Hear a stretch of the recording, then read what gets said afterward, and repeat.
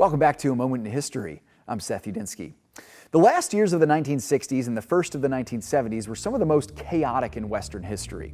With the Vietnam War still raging in the East, mankind made an unprecedented leap in technology and safely traveled to the moon for the first time in human history. All the while, a countercultural movement based on unhinged sexual expression and drug use was overtaking the West. This all took place during the presidential administration of a capable but ultimately doomed Republican leader whose accomplishments in the Oval Office were quickly overshadowed by the scandal that drove him from it. He was the 37th President of the United States, Richard Nixon. Nixon was born in 1913 and he studied law as a young man, married in 1940, just before he entered the United States Navy to serve in the Pacific Theater during the Second World War. Now, Nixon was a native Californian and he entered politics representing the Golden State after the war. He soon became a senator, and in the 1950s, he served as Republican vice president under Dwight D. Eisenhower. Now, Nixon was beloved in his own political faction, and following his boss's last term, he became the leading Republican in the 1960 election. Now, he came close to the White House, but ultimately lost to John F. Kennedy.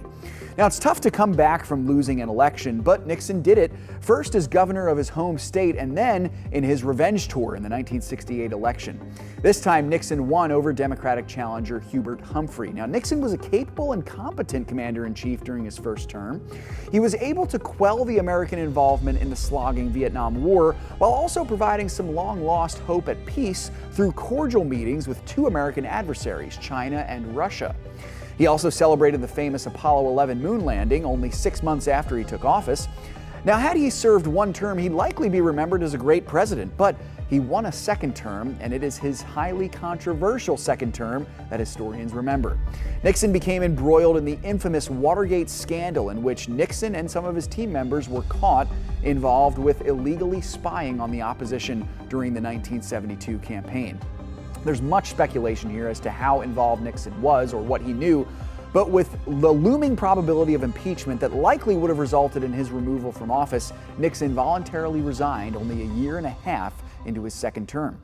Still, he remained a trusted voice in politics in his later years, all the way until his death in 1994.